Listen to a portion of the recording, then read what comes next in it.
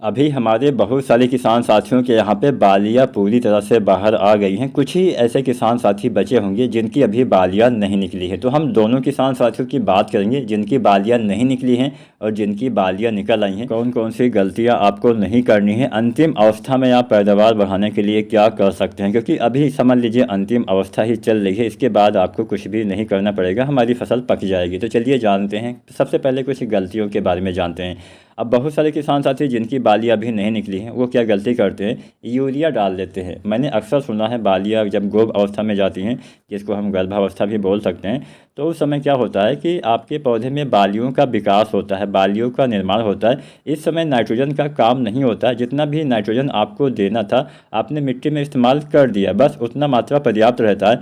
धान की रोपाई के 50 दिन के बाद कभी भी ना तो आपको डीएपी का इस्तेमाल करना है, ना तो आपको किसी एनपीके का इस्तेमाल मिट्टी में करना है, ना ही आपको एमओपी पोटास का इस्तेमाल मिट्टी में करना है, और ना ही आपको दानेदार यूरिया, चाहे जो भी यूरिया हो, चाहे नीम लेपित यूरिया हो, चाहे सल्फर कोटेड यूरिया हो, किसी भी दानेदार खाद का इस्तेमाल धान की रोपाई के 50 दिन के बाद नहीं करना है। इस बात को आपको दिमाग में बैठा लेना है। अगर आप 50 दिन के बाद यूरिया डालते हैं तो भी नुकसान है, अगर आप डीएपी डालते हैं तो भी नुकसान है, पोटाश डालते हैं तो उसका ज़्यादा फ़ायदा नहीं मिलता है। इस बात का ध्यान रखिएगा।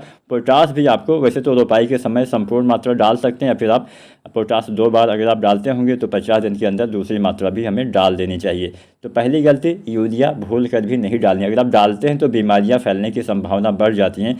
सीट ब्लाइट फैल सकता है, बीएलबी फैल सकता है, और भी बहुत सारी बीमारियां ज़्यादा नाइट्रोजन की वजह से फैलने की संभावना बढ़ जाती है। तो यहाँ पे नाइट्रोजन की पूर्ति नहीं करनी है, इस बात का आपको ध्यान रखना है। एक बात का ध्यान और भी रखना है, जब आपकी धान की फसल में बालियाँ निकलने वाली हों यानी निकल रही हों, तब आपको खेत में थोड़ा सा पानी भर के रखना चाहिए, जिससे बालियाँ अच्छी आती हैं। और जब पानी आपको कब हटाना है, जब आपकी फसल में जो फ्लावरिंग की अवस्था है वो ख़त्म हो जाए, जब आपके फूल झड़ जाए, यानी बालें निकलने के बाद, फूल झड़ने के बाद पानी हटा देना है, लेकिन नमी बना के रखना है, नमी की कमी ना होनी पाए, इस बात का ध्यान आपको रखना है। क्योंकि किसी भी अवस्था में अगर नमी की कमी हो जाएगी तो बहुत नुकसान पहुंचेगा। कितना नमी होनी चाहिए, खेत में जब आप जाएं तो पैर वहां पे थोड़ा सा दबना चाहिए, बस इतना नमी पर्याप्त रहता है। और यहाँ पे ना तो आपको सूखा भी रखना है, मान लीजिए खेत आपका सूख जाएगा तो भी नुकसान है, तो नेक ब्लास्ट फैल सकता है। इसके साथ साथ आपके दाने के भराव में दिक्कत आती है, दाने का भराव अच्छे से नहीं हो पाता है, दाने खाली रहने वाली संभावना हो सकती है। तो ये 2-3 गलतियाँ आपको नहीं करनी है, ना तो खेत को सूखा रखना है, ना ही बहुत ज़्यादा पानी भर के रखना है। पानी तभी आपको भरना है जब बालियाँ निकल रही हैं, उसके बाद में जब बालियाँ निकल आए पानी हटा देना है। इसके साथ साथ नमी बना के रखना है। फूल जब आपके खेत में आते हैं उस समय कोई भी चीज़ छिड़काव विधि से इस्तेमाल नहीं करना है, इस बात का भी ध्यान रखना है। अगर आपको कुछ दवाओं का इस्तेमाल करना भी पड़ता है तो शाम के समय 4-5 बजे के बाद करिए, उससे पहले कोई भी दवा, कोई भी खाद का इस्तेमाल तो करना ही नहीं। मान लीजिए कोई दवा का इस्तेमाल करना पड़ता है तो फ्लावरिंग की अवस्था में आपको शाम के समय करना चाहिए। कोशिश करिए पहले आपको अवॉइड करना है, नहीं डालना है, लेकिन अगर मान लीजिए ज़्यादा बीमारी का अटैक हो गया है, आपके खेत में नुकसान ज़्यादा होने वाला है, तो आपको इस्तेमाल करना है शाम के समय 4-5 बजे के आसपास, तो ज़्यादा नुकसान नहीं होगा। अब दिन के समय इस्तेमाल करते हैं तो पॉलिनेशन में बाधा आती है, जिससे दाने खाली रहने वाली समस्या हो सकती है। अब हम बात कर लेते हैं जिनकी अभी बालियाँ नहीं निकली हैं, उनको डालना है 2 खादों का इस्तेमाल करना है। पहला चीज़ तो डालना है 05234 एनपीके 05234, 1 से लेकर 1.5 किलो बालियाँ निकलने से पहले डालते हैं तो बालियाँ स्वस्थ निकलती हैं, अच्छी निकलती हैं, हेल्दी निकलती हैं।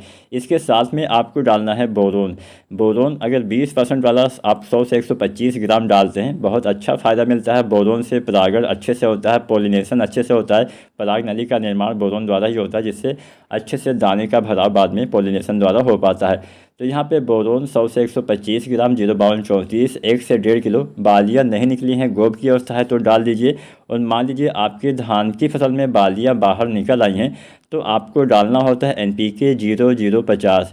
इसके इस्तेमाल से सभी दाने में अच्छे से चावल बन पाता है, चावल में चमक आती है, दाने का वजन अच्छे से बढ़ता है। तो आप 0050 बालियाँ निकलने के बाद 1 से लेकर 1.5 किलो के आसपास आपको इस्तेमाल कर देना है, अच्छा लाभ मिलेगा। मान लीजिए कोई बीमारी का अटैक है तो आप दवाओं का इस्तेमाल कभी भी कर सकते हैं, लेकिन कोशिश करिए बालियाँ निकलने के बाद 0050 के साथ कोई दवा ना डालें, क्योंकि इस अवस्था में अक्सर हमने देखा है जब भी हम कुछ डालते हैं तो उसका जो दाने होते हैं, दाने में कालेपन की समस्या आ सकती है, दाने में धब्बे आपको नज़र आ सकते हैं, तो आपको डालने से बचना चाहिए। उम्मीद करते हैं आज की वीडियो, आज की जानकारी पसंद आई होगी। वीडियो जानकारी पसंद आई है तो लाइक करना, चैनल को सब्सक्राइब नहीं किया है तो SRJ फार्मिंग चैनल को सब्सक्राइब करके बेल आइकन जरूर दबाएँ। वीडियो देखने के लिए आपका बहुत बहुत धन्यवाद।